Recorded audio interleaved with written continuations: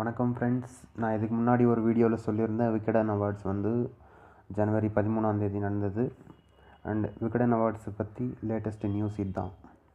கமல், ரஜினி, இளைய தளபதி விஜய், சிவகார்த்திகேயன் மற்றும் நிறைய ஸ்டார்ஸ் எல்லாம் வந்து கலந்துக்கிட்டாங்க இந்த தடவை 2017 விகடன் அவார்ட்ஸில். இந்த விகடன் அவார்ட்ஸ் எப்போ டெலிகாஸ்ட் ஆக போகுது அப்படின்ற பற்றியான நியூஸ் தான் இது வந்து.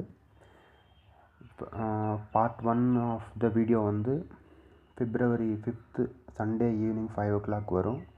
அண்ட் பார்ட் 2ல் தான் எல்லாம் ரஜினி பேசுகிறது, கமல் பேசுகிறது, விஜய் அவார்ட் ரஜினிக்கு தர்றது, இந்த மாதிரி எல்லாம் வந்து February 12th Sunday evening 5 o'clock வரும்.